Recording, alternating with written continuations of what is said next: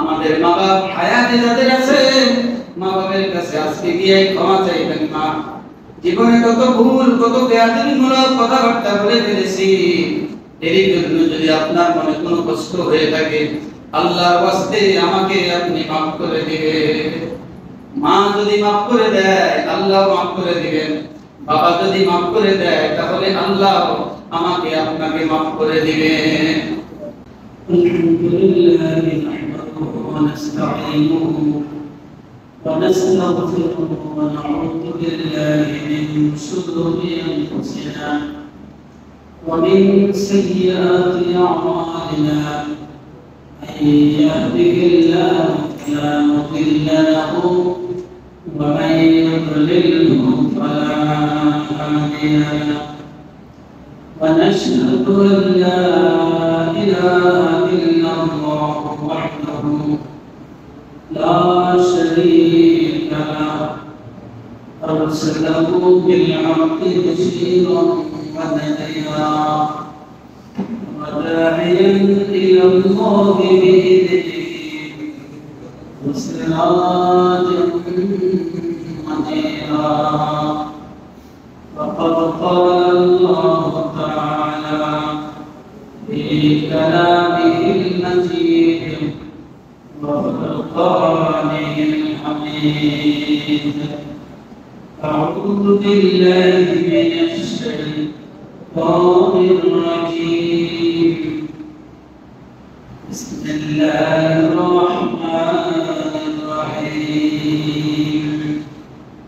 وقضى ربك ألا تعبدوا إلا إياه وبالوالدين إحسانا إما يبلغن عندك الكبر أحدهما أو كلاهما فلا تقل لهما واخفض لهما جناح الذل من الرحمة وقل رب ارحمهما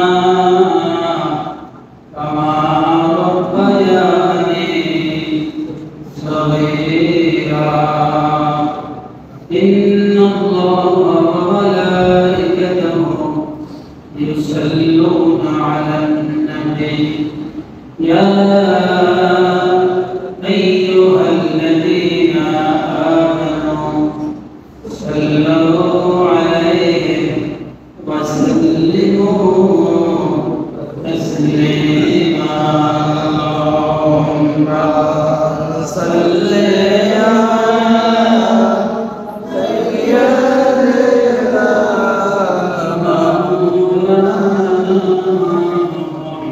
سيدنا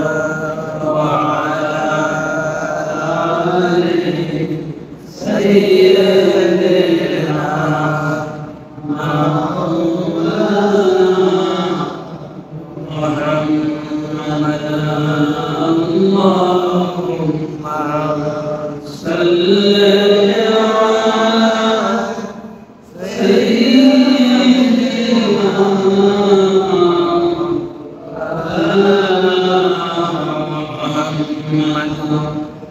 وعلى آله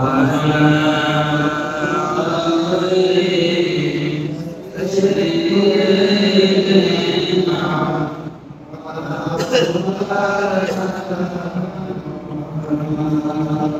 اللهم صل على سيدنا محمد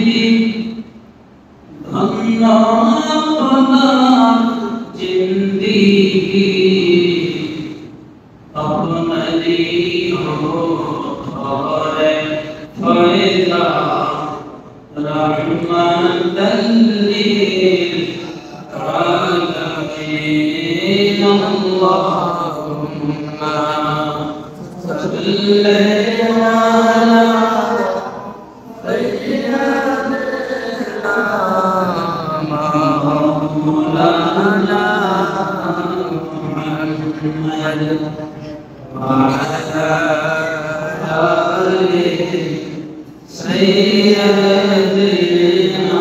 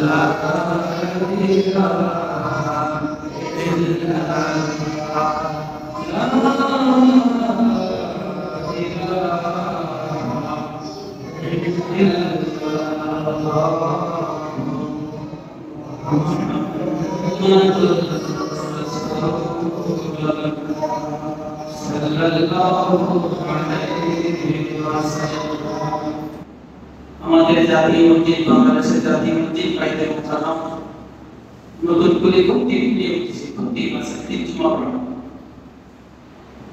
হযরত মাওলানা মুফতি আব্দুল মালিক দামাত বারাকাতুল আলিয়া তিনি দেশ বরেণ্য প্রখ্যাত একজন আলেম। ওনার এই শুক্রবার দিন ওনার পিছনে নামাজ পড়ার জন্য ওনার আলোচনা শোনার জন্য 10টা থেকে মানুষ বাইরে মোকাররমে জমায়েত হয়ে গেছে। 10টা থেকে লাইলাতুল কদরি খায়রুম মিন আলফি শাহর। সুবহানাল্লাহ।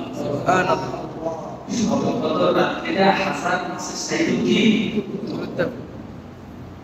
লাইলাতুল কদরি খায়রুম, খায়র মানে উত্তম ভালো, মিন আলফি শাহর, শাহর মাস আলফুল হাসান, আলফুল কত হলো হাজারের বেশি যে আলফুল আর শাহর কত কিনা মাস, তাহলে হাজার মাসের চাইতেও মর্যাদাশালী উত্তম হলো কোন রাত্রি? শবে কদর রাত্রি। এই শবে কদরের চাইতেও বেশি ফজিলত হলো জুমার রাত্রি, জুমার দিন। সুবহানাল্লাহ। আমাদের কাছে লিখতেছি বলে জুমার রাত্রি জুমার দিন এত ফজিলত কেন? মুসনাদে আহমদ একটা কিতাবের নাম, ইমাম আহমদ ইবনে হাম্বল রাহমাতুল্লাহ আলাইহি এটা রচয়িতা, অনেক পুরানা, বুখারী শরীফেরও আগে লেখা মুসনাদে আহমদ কিতাব। ইমাম আহমদ ইবনে হাম্বল ওনার কিতাবের মধ্যে এই হাদিস তুলে আনছে। কোন হাদিস? বাবের জুমার অধ্যায়, বাবের জুমার অধ্যায়ের মধ্যে এই হাদিসটা আছে যে জুমার রাত্রিটা, জুমার দিনটা শবে কদরের চাইতেও মর্যাদাশালী। সুবহানাল্লাহ। মনে রাখবেন কথাটা, মনে থাকবে। জুমার রাত্রিটা, জুমার জুমার দিনটা কদরের রাত্রি চাইতে কি সম্মানী উত্তম মর্যাদার সাথে। কিভাবে, কেন? কারণ থাকবো না, কারণটা হলো ওই রাত্রিতে মুহাম্মদ রাসূলুল্লাহ সাল্লাল্লাহু আলাইহি ওয়াসাল্লামকে আল্লাহ পাক ওনার মায়ের পেটের মধ্যে ওই দিন পাঠাইছে। সুবহানাল্লাহ, সুবহানাল্লাহ, সুবহানাল্লাহ। আল্লাহর হাবিব সাল্লাল্লাহু আলাইহি ওয়াসাল্লাম মায়ের রেহেনে ওই রাত্রিতে কি করছে? গেছে মায়ের পেটে গেছে। দুনিয়াতে না, মায়ের পেটে আল্লাহ পাক কি করছে? রাখছে। এই রাত্রিতে, এই দুনিয়াতে, এই রাত্রিটার মর্যাদা কি? হাজারো লাইলাতুল কদরের চেয়েও কি বেশি সম্মানী। সুবহানাল্লাহ। যেই রাত্রিতে আল্লাহর হাবিবকে কি মায়ের রেহেনের মধ্যে কি আল্লাহ পাক রাখছে মায়ের পেটে, ওই মায়ের পেটে রাখার কারণে এই সম্মানটা হলো এই রাত্রি। তাহলে যেই দিন দুনিয়াতে যে আসবে ওই দিনটার মর্যাদা কেমন হবে? এটা কি বুঝানোর দুনিয়া কথা বলুন। যে রাত্রিতে মায়ের পেটে রাখছে ওই রাত্রির মর্যাদা হলো কি লাইলাতুল কদরের চাইতেও বেশি। তো সেই দিনে আল্লাহর হাবিবকে দুনিয়াতে পাঠাইছে, ওই দিনটার মর্যাদা কথা বলুন, এটা কি তুলনা হবে? সম্মানিত হাজির, মনে রাখবেন জুমার দিন অত্যন্ত গুরুত্বপূর্ণ দিন, কিন্তু আমাদের কাছে এটা অন্যান্য দিনের মতোই মনে হয়। অন্যান্য দিনের মতো বলে আস্তে আস্তে এই হাদিস শরীফ আছে বলছে একদল এমন যত ঘনিয়ে আসবে একদল লোক এই জুমার তরফ তুলে দিবে। কোন দল? তাহলে ইমানদার। আব্দুল করিম, আব্দুল রহিম, আব্দুল জব্বার দেখো না, মুসলমানই না, ইমানদার, লা ইলাহা ইল্লাল্লাহ বলতে পারে, পড়ে মুহাম্মদ রাসূলুল্লাহ কয়, তাহলে সে তারা কি বেগান করেনি কেন? ইমানদার। কিন্তু তারা জুমার নামাজ তরক করে দিবে। ওই এদিকে বলছিলেন না সকালবেলা একদল বাইরে গেছে সুন্নতে মুআক্কাদা নামাজ কি করতেছে? সাইড দিতেছে সুন্নতে মুআক্কাদা, যাহা না করলে আমলনামা গুনাহ লেখা হবে। গুনাহ পাঁচ ওয়াক্ত নামাজে 12 রাকাত সুন্নতে মুআক্কাদা, কয় রাকাত? 12 রাকাত। ফজরের 2 রাকাত সুন্নাত, সুন্নতে মুআক্কাদা পড়তে হবে, না পড়লে গুনাহ হবে। যোহরের 6 রাকাত, প্রথম 6 রাকাত, ফরজের পরে 2 রাকাত, কয় রাকাত? 6 রাকাত। তাহলে কয় রাকাত হলো? 8 রাকাত। এরপরে আসরে নাই, আসরে সুন্নত মুআক্কাদা নাই, মাগরিবে আছে 2 রাকাত, মাগরিবে কয় রাকাত? 2 রাকাত সুন্নত মুআক্কাদা। না পড়লে গুনাহ হবে, না পড়লে কি হবে? এশার নামাজে ফরজ 6 রাকাতের পরে আছে 2 রাকাত। তাহলে এই মোট 12 রাকাত 5 ওয়াক্ত নামাজে আছে কি সুন্নতে মুআক্কাদা। যাহা যদি কেউ না পড়ে ইচ্ছাকৃত সে কি হবে? গুনাহগার হবে। এই নামাজও একদল ইমানদার নামাজ পড়ে না, নামাজ পড়নেওয়ালা এরা এই সুন্নতে মুআক্কাদা নামাজ ছাড়ে গেছে। আগে হইতো, এখন ছাড়ে গেছে। ডিগ্রি বেশি হয়েছে তো এখন ডিগ্রি বেশি হয়েছে। আগে ডিগ্রি মাত্র কি মেট্রিক পাস হন, এবার সিএস পাস করে গেছে। বেশি পড়ি, বেশি ডিগ্রি লইয়া এখন এই সুন্নতে মুআক্কাদা কি করছে? ছাড়ে গেছে। তো রাসূল হাদিস শরীফে বলতেছে যে শেষ জামানায় আমার উম্মতের মধ্যে একদল তারা কি জুমার নামাজ কি করব? ছাড়ে দিবে। নাউজুবিল্লাহ, বলেন না।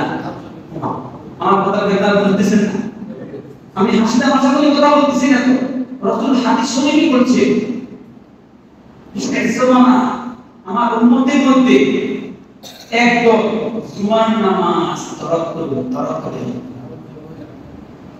তো রাসূল বলতেছে এদের নামটা চিরস্থায়ী মুনাফিকের খাতায় লেখা হয়ে যাবে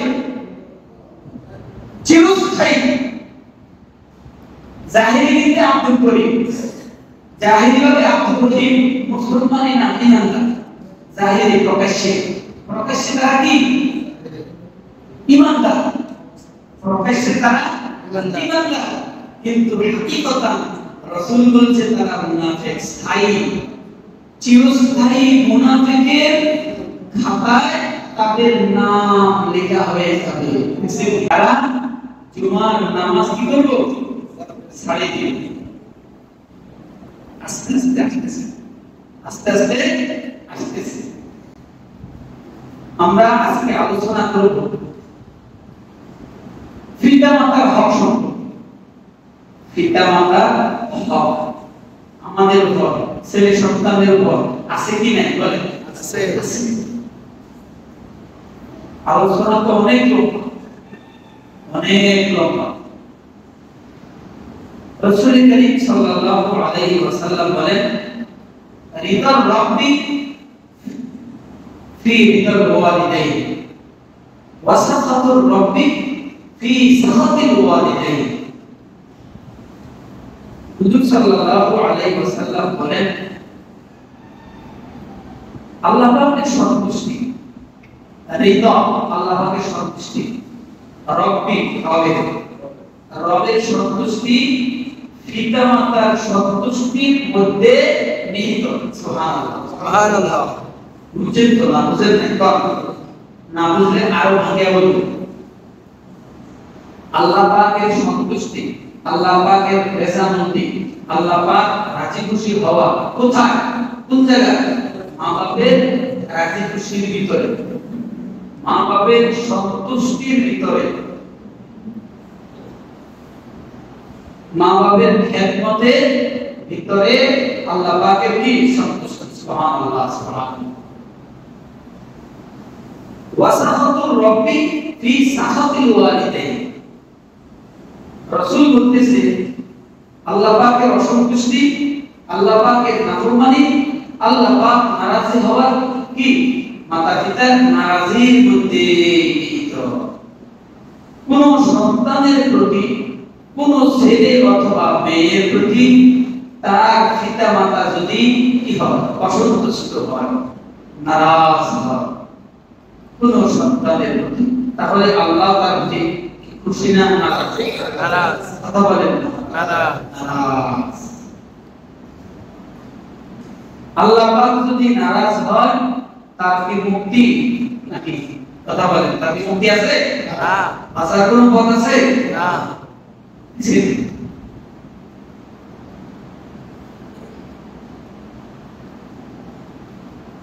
রাসূল করিম সাল্লাল্লাহু আলাইহি ওয়াসাল্লাম বলেন পিতামাতার সম্মানটা, পিতামাতার মর্যাদাটা কেমন দেখেন। ওয়ান ইবনে আব্বাস রাদিয়াল্লাহু তাআলা আন্না রাসূলুল্লাহ সাল্লাল্লাহু আলাইহি ওয়াসাল্লাম قال ما من ولد بار ينظر إلى والديه نظرة رحمة إلا كتب الله بكل نظرة حجة مبرورة قالوا وإن نظر كل يوم 100 مرة قال نعم الله أكبر وأطيب رواه البيهقي। হযরত ইবনে আব্বাস রাদিয়াল্লাহু তাআলা আনহু থেকে এই হাদিসটুকু বর্ণিত। হুজুর সাল্লাল্লাহু আলাইহি ওয়াসাল্লাম বলেন, কোন সন্তান যদি তার পিতামাতার প্রতি সদয়ের নজরে, কিসের নজরে?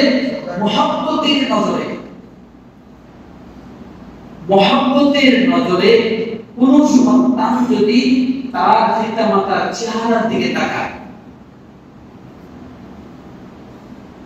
মা বাবার চেহারার দিকে যদি মহব্বতের নজরে তাকায়, সুবহানাল্লাহ, এই মহব্বতের নজরে তাকানোর কারণে আল্লাহ পাক রব্বুল আলামিন তার আমলনামায় একটি মকবুল হজ লিপিবদ্ধ করে দিয়েছেন। সুবহানাল্লাহ, মকবুল হজের সওয়াব।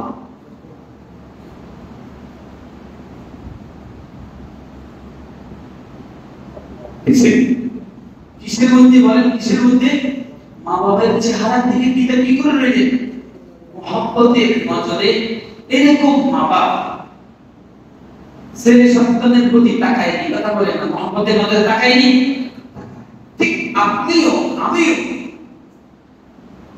ওই মায়ের চেহারার দিকে, বাপের চেহারার দিকে আপনি তাকাইলেন, হায় হায় এই আব্বাই তো, এই আম্মাই তো যখন আমি ছোট ছিলাম চিত হয়ে থাকতাম, উপর হইতেও জানতাম, এই অবস্থায় আমাকে কত করে কাড়াইস,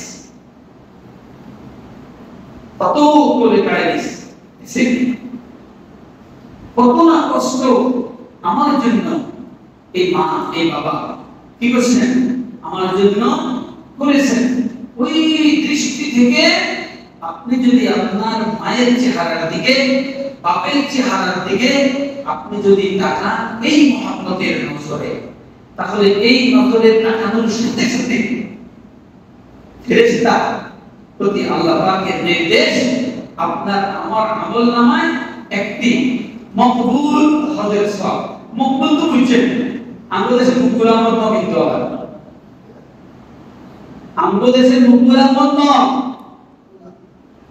মকবুল মানে যে হজটা আল্লাহ পাকের দরবারে কি হয়েছে, কবুল হয়েছে। কবুল এমন একটা হজের সওয়াব কি আল্লাহ পাক তার আমলনামায় আল্লাহ পাক দিয়ে দিবেন। সুবহানাল্লাহ বলেন না? যাদের মা বাবা আছে, বাবারা ভাইয়েরা পারবেন না, এখানে টাকাও খরচ হবে না, বুঝলো কথা বলেন। মায়ের চেহারার দিকে যদি আপনি তাকান, এখানে কি টাকা খরচ হবে? বাবা যদি থাকে, বাবার চেহারার দিকে সহার্থ নজরে, আন্তরিকতার নজরে, মহব্বতের নজরে আপনি যদি তাকান, পয়সা খরচ হবে না। এই একটা দৃষ্টি সাথে সাথে মকবুল হজের সওয়াব। সাহাবায়ে আজমাইন রাসূলের খেদমতে প্রশ্ন দিয়ে দিলেন, ইয়া রাসূলুল্লাহ, আমি যদি দৈনিক 100 বার তাকাই, সুবহানাল্লাহ না, আপনাদের তো মনের ভিতরে একটা প্রশ্ন থাকতে পারে নাকি থাকতে পারে না? হুজুর, একবার তাকাইলে যদি একটি মকবুল হজের সওয়াব যদি হয়, আমি যদি আমার মায়ের চেহারা থেকে, আমার অসুস্থ মা, আমার বাবা অসুস্থ, ওই বাবার চেহারার দিকে যদি আমি 50 বার তাকাই, তাহলে কি 50টি হজের সওয়াব আমার আমলনামায় হবে, লেখা হবে? সাহাবাকে এটা বুঝছেন না, বুঝেন না? সাহাবাকে রাসূলুল্লাহ সাল্লাল্লাহু আলাইহি ওয়াসাল্লামের সঙ্গী সাথী, যারা ঈমান নিয়ে রাসূলকে দেখেছে তারাই তো সাহাবী। ওই সাহাবী রাসূলুল্লাহকে জিজ্ঞাসা করলেন, ইয়া রাসূলুল্লাহ, আমরা যে দৈনিক প্রত্যেকদিন যদি 100 বার তাকাই মায়ের চেহারার দিকে, বাবার চেহারার দিকে, তাহলে কি 100টি হজ? রাসূলুল্লাহ সাল্লাল্লাহু আলাইহি ওয়াসাল্লাম, তুমি যদি মহব্বতের নজরে তোমার পিতামাতার চেহারার দিকে 100 বার তাকাও, তাহলে 100টি মকবুল হজের সওয়াব তোমার আমলনামায় আল্লাহ পাক দেখিয়ে দিবেন। বলেন সুবহানাল্লাহ, সুবহানাল্লাহ, সুবহানাল্লাহ। মহব্বতের নজরে হযরত সাইয়েদনা মুসা আলাইহিস সালাতু ওয়াস সালাম কিন্তু উলুল আযম পয়গম্বর ছিলেন, ৭০,০০০ নবীদের সর্দার ছিলেন। সুবহানাল্লাহ। বনি ইসরাঈল ৭০,০০০ নবীদের কি ছিল? সর্দার মুসা আলাইহিস সালাতু ওয়াস সালাম। আল্লাহ পাকের কাছে একদিন বললেন, প্রত্যেক আল্লাহ পাকের সাথে কালাম করতেন, কোন পাহাড়ে দিয়া আল্লাহ পাকের সাথে দৈনন্দিন কি করতেন? কথাবার্তা বলতেন। তো একদিন বললেন, পরওয়ারদিগার, আমার সাথে বেহেশতে তোমার খুব বান্দারা থাকবে। সুবহানাল্লাহ বলেন না? সুবহানাল্লাহ। একদম পূর্ণাঙ্গ পয়গম্বর তার রবের সাথে কথাবার্তা কি বলতেছেন যে আপনি যে আমাকে বেহেশত দিবেন, ওই বেহেশতের মধ্যে আমার সাথে সঙ্গী কে হবে? সঙ্গী দরকার আছে না? কথা বলেন না? যারা মদ খায়, তারা সঙ্গী হয়ে যায় না, মিথ্যা কথা। এই নেশা হবে আছে, আসেনি আমাদের সমাজে, আসেনি? দেখতে তো দেওয়া যায় নাকি? তারাও দিয়ে চলে যায়, তারা কাজ করেন কৃষিকের জিনিস বেনিফিট করতে পারেনি না, কথা বল না, না সঙ্গী আছে, আছে নেই আছে। তো কোন সঙ্গী আপনারা সঙ্গ লাভ করতেছেন? কোন সঙ্গী? আপনার সঙ্গী কে? আপনার সঙ্গীটা কে?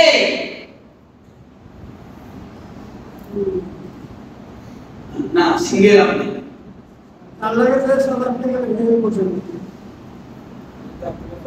ওই সঙ্গীরা চাইছেন যে ওই সঙ্গীরা আপনার দিকে, ওই সঙ্গী আপনার বন্ধু, ওই বন্ধুর দ্বারা উপকার আপনি লাভ করতে পারবেন কিনা? মুসা আলাইহিস সালাম আল্লাহরে কয়, আল্লাহ বেহেশতে দিবেন আমাদের সঙ্গীকে। আল্লাহ পাক বলে, ওই যে বাজারের গোশতওয়ালা, গোশত বিক্রেতা, সুবহানাল্লাহ বলেন না? সুবহানাল্লাহ। আমরা তো মনে করি গোশত দিয়ে সবগুলা কি 2 নম্বর 3 নম্বর 5 নম্বর কইনি, তো আব্বারও গোশত দিতে আগে হাসান করে দিয়ে কি গো, আব্বাও যদি গোশত কিনতে যায় কি আগে হাসকা অন্যরা যদি কিনার দেয় বাপে দিব কোয়া, এটা আমাদের একটা কি বলা আমরা বলে থাকি। কিন্তু এখন মুসা আলাইহিস সালামের সাথে আল্লাহ কি কয়, তোমার লগে বেহেশত দেব কে? গোশতওয়ালা, গোশত বিক্রেতা। তাহলে ভালো মানুষ সব সেক্টরে পাওয়া আছে নি গো? সব সেক্টরে আমি সব খারাপ করে শুধু আমি ভালো মনে করি, ঠিক নেই? আমাদের দৃষ্টিটা সামনের দিকে ঘুরলে একজন হারিয়ে যেতেছে, ওই বেটা জামার মধ্যে যেই জায়গা মধ্যে ময়লা দাগ কদ্দুর আছে দেখবেন দৃষ্টিটা নিয়ে যায় ঘরে। পুরো জামাটাই সুন্দর কিন্তু দৃষ্টিটা যায় ঘরে কোনা নেই, এটা প্র্যাকটিক্যাল কথা বলতেছে। ওই বেটা জামার শার্টের নিচে দিয়া, শার্টের এই যে ইমারগাড়ি কলার আছে না, কলা, এই কলার মাথা কদ্দুর কালা দেয়া আছে। আপনার দৃষ্টিটা আমার দৃষ্টিটা বেড়ার দিকে চাইতে ওই জায়গার মধ্যে গিয়ে পড়ে।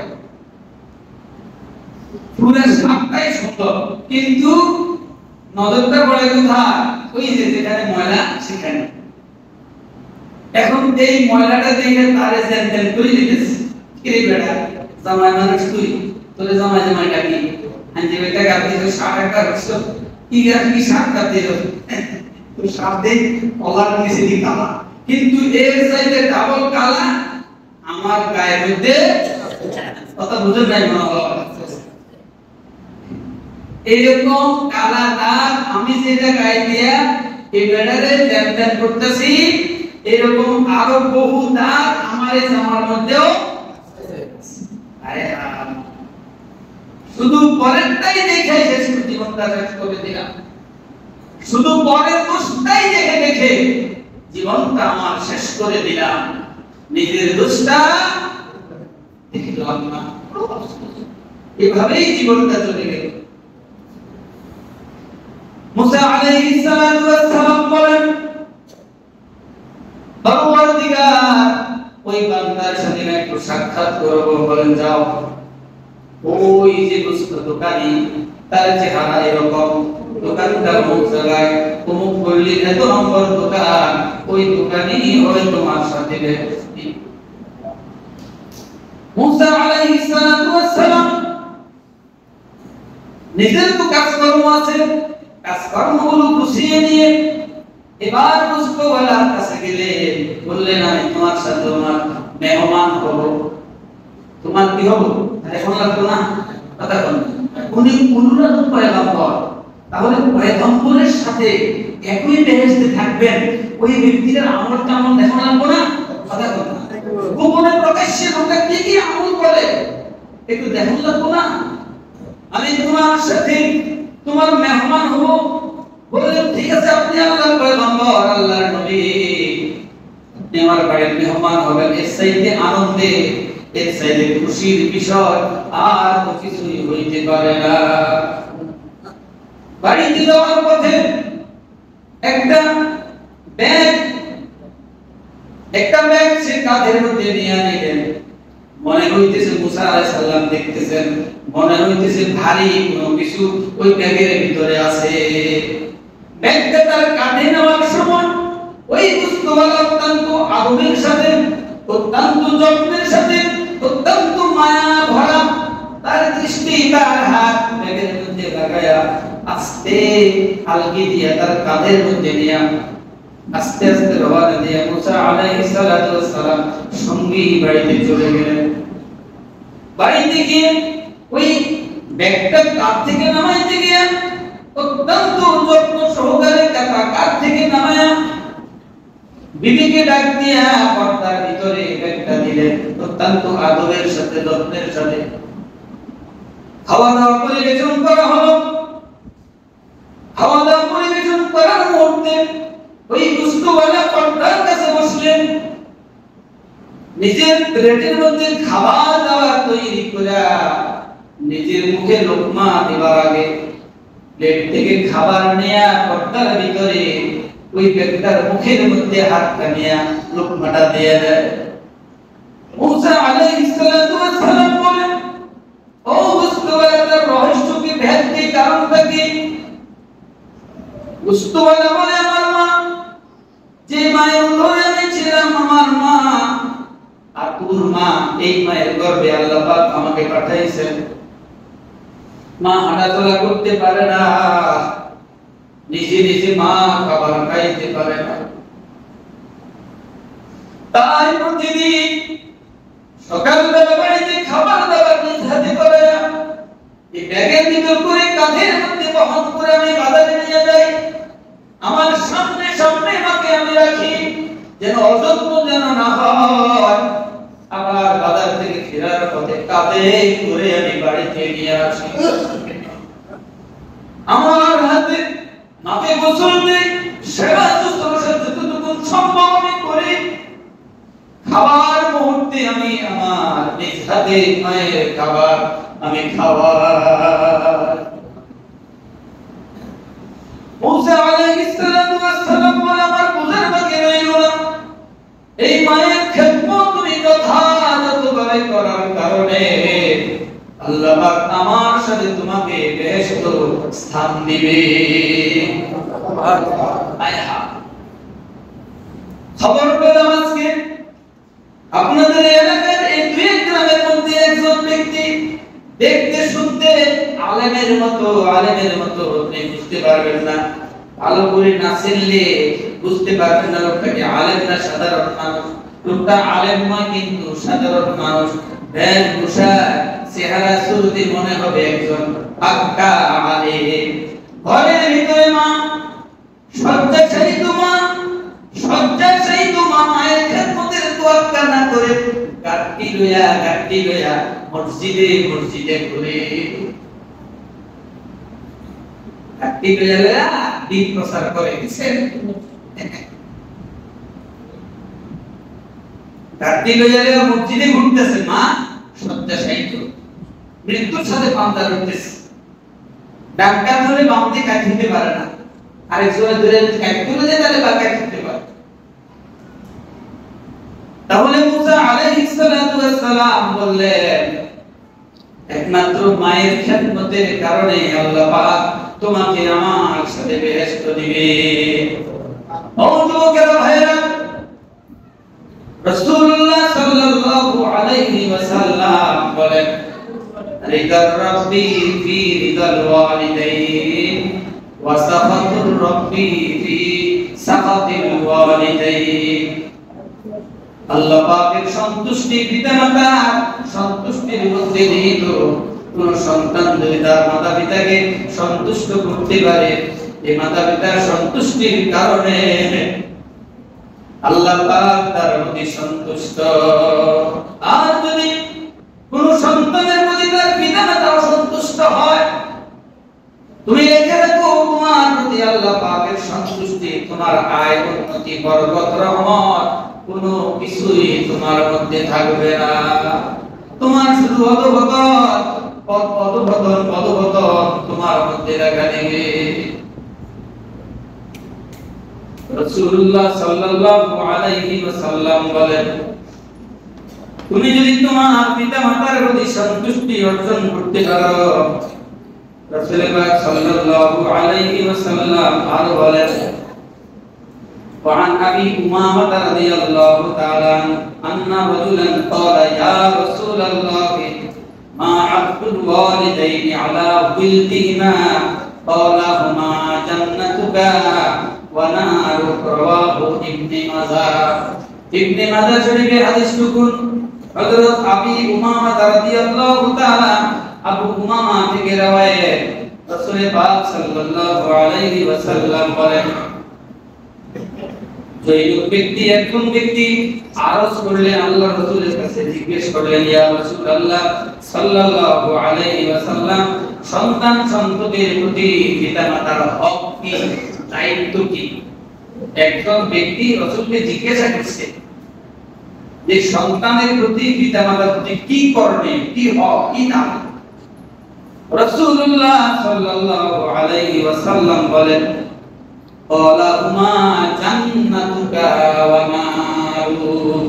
সুবহানাল্লাহ কইবেন না? রাসূল কি বলেন? দুইটা কথা দিয়ে বুঝাই দিয়েছেন। ক্বালা হুমা জান্নাতুকা ওয়া নারুক। মাতা পিতাই তোমার বেহেশত, মাতা পিতাই তোমার দোজখ। মাতা পিতাই তোমার বেহেশত, মাতা পিতাই তোমার দোজখ। তুমি বুঝতে বুঝে নিতে পারো। অন্য হাদিসে রাসূলুল্লাহ সাল্লাল্লাহু আলাইহি ওয়াসাল্লাম বলেন, যে ঘরের মধ্যে বৃদ্ধ বৃদ্ধা মা-বাপ হায়াতে বেঁচে আছেন, জীবিত আছেন, যে ঘরের মধ্যে পিতামাতা আছে, ওই ঘরের দরজা বেহেশত অপেক্ষা করে। সুবহানাল্লাহ। ওই ঘরের দরজার সামনে বেহেশত তোমার জন্য অপেক্ষা করে। ওই যুবক, ও আল্লাহর বান্দা, তুমি খেয়াল করো, তুমি বিশ্বাস স্থাপন করো, তোমার ঘরে যদি বৃদ্ধ বৃদ্ধা মা বাপ থাকে, তোমার ঘরের দরজার মধ্যে বেহেশত অপেক্ষা করে তোমার জন্য। তুমি যদি খেদমত করে করে ওই মাতা পিতাকে যদি কবরে দিয়ে দিতে পারো, তাহলে তোমার জন্য আল্লাহর জান্নাত অবধারিত হয়ে যাবে। তোমার জন্য আল্লাহর জান্নাত কি হয়ে যাবে? অবধারিত হয়ে যাবে। একজন ব্যক্তি রাসূলুল্লাহকে জিজ্ঞাসা করলেন, বলতাম নেই সময় কিন্তু বলতাম কি একশো দিন নাকি আজকে কথা বললে না না তোমার খাবারগুলো আছে নি, কোনো বিয়ার খাবার আছে নি, থাকলে কোন তাহলে শেষ করে খুতবা পড়িয়ে দিই। আর যদি বলেন যে না হুজুর 2 মিনিট লাগাই কইয়া দেন, তখন আসছে, তাহলে এখানে তো আমাদের সময়টা বেশি লম্বা করতে হাতে মনে চায় না। এখানে আসলে আমাদের একবারে বলতাম নি রাসূল করিম সাল্লাল্লাহু আলাইহি ওয়াসাল্লাম বলেন,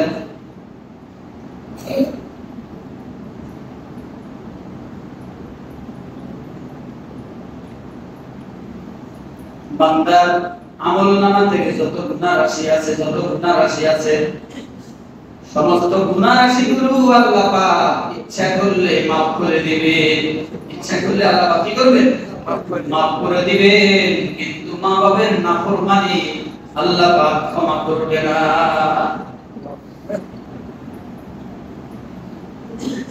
মা বাবার নাফরমানি তুমি যদি করে থাকো, মা বাবার নাফরমানি তুমি যদি করে থাকো, মা বাপ যদি ক্ষমা করে না দেয়,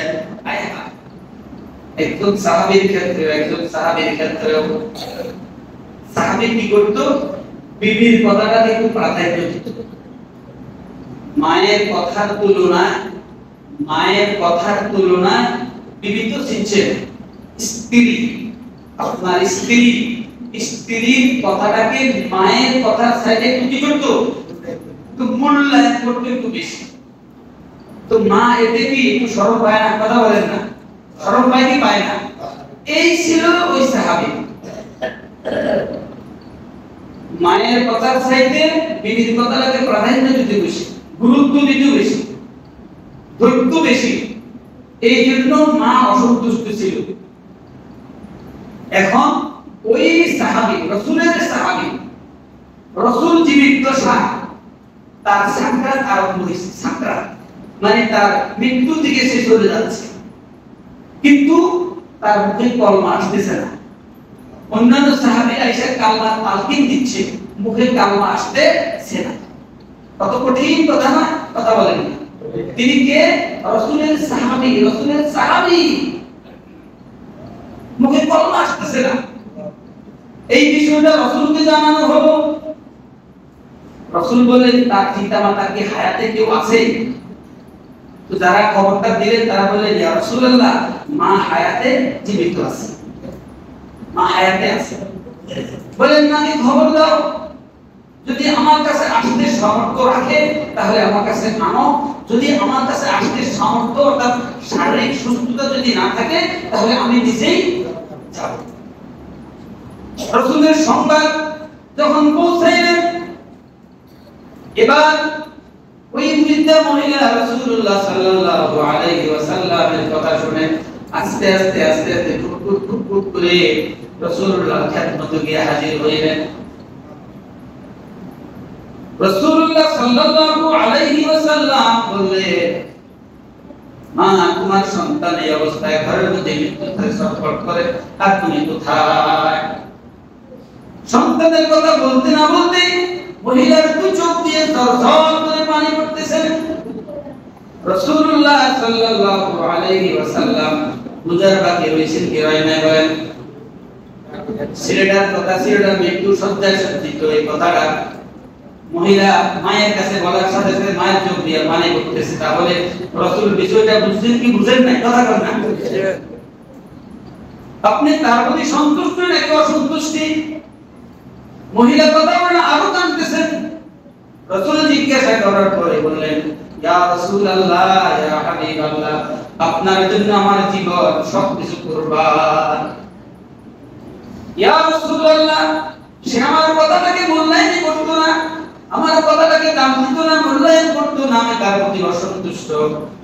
রাসূল বলছেন, মা যদি অসন্তুষ্ট হয়, অসন্তুষ্ট হবে কে বলে? আল্লাহ। আল্লাহর বান্দী, ও মা, আপনি যদি আপনার সন্তানকে যদি ক্ষমা না করেন, মাফ না করেন, তাহলে আল্লাহ পাকও মাফ করবে না। আমি রাসূল, আমার উম্মত, আমার সাহাবী এই অবস্থায় যদি তার মৃত্যু হয় সে জাহান্নামে হবে। আপনি যদি ক্ষমা না করেন, মাফ যদি না করেন, তাহলে মাফের একটা ব্যবস্থা আমাকে করতে হবে, যেহেতু আমার সাহাবী। ও সাহাবীরা, আগুনের কুণ্ডলী তৈরি করো, আগুনের খড়পটে তৈরি করো, স্তূপ তৈরি করো। এবার সাহাবী রাসূলের নির্দেশ, আগুনের কুণ্ডলী তৈরি করো, আগুনের কুণ্ডলী তৈরি করো। ওই মাকে দেখায়া একটা কি করলেন? একটা ব্যবস্থা। দুইজন সাহাবী এক হাত এক পাও করে জ্বলন্ত আগুনের কুণ্ডলীর ভিতরে রাসূল নির্দেশ দিলেন, তাকে জ্বলন্ত আগুনে ফেলে দাও, কারণ তার মৃত্যুর সাথে সাথে আগুনে তাকে নিক্ষেপ করা হবে, করবে ফেরেশতারা। কিন্তু আমার তো সাহাবী, দুনিয়াতে তার এই ব্যবস্থাপনা করে দিয়ে তাকে কোন রকম নেই মাফির ব্যবস্থা করা যায়। দুইজন সাহাবী হাত পা ধরে যখন জাহান্নামে এই যে জ্বলন্ত আগুনের মধ্যে দিতে না দিতে, যে মা গর্ভে ধারণ করেছিলেন, মা কি বরদাস্ত হবে? এই কথা বলেন না। না, কোন মা এমন কোন পাশা নিষ্ঠুর মা পৃথিবীতে নাই যে এমন দৃশ্য চোখে দেখবে, সন্তান মায়ের দৃষ্টির সামনে সন্তানকে এরকম ভাবে আগুনে নিক্ষেপ করে তুলে দিবে। যখন এসরাতে শুরু করে দিল, বললেন, ইয়া রাসূলুল্লাহ, ইয়া হাবিবাল্লাহ, আমি মা জীবিত থাকতে আমার চোখের সামনে এমন দৃশ্য আমি দেখতে পারবো না। ইয়া রাসূলুল্লাহ, ইয়া হাবিবাল্লাহ, আপনি সাক্ষী থাকেন আমার এই সন্তানের প্রতি আমার যে কষ্ট, দুঃখ, যাতনা যাহা কিছু আছে আমি আল্লাহর ওয়াস্তে সব মাফ করে দিলাম। সুবহানাল্লাহ। রাসূলুল্লাহ সাল্লাল্লাহু আলাইহি ওয়াসাল্লাম এটাই তো কি চেয়েছেন। ওই মা যখন তার অন্তর থেকে সন্তানটাকে মাফ করে দিলেন, তখন সন্তানের মুখে কালিমা জারি হয়ে গেল, লা ইলাহা ইল্লাল্লাহ মুহাম্মাদুর রাসূলুল্লাহ সাল্লাল্লাহু ঈমান নিয়ে দুনিয়া থেকে চলে গেলেন।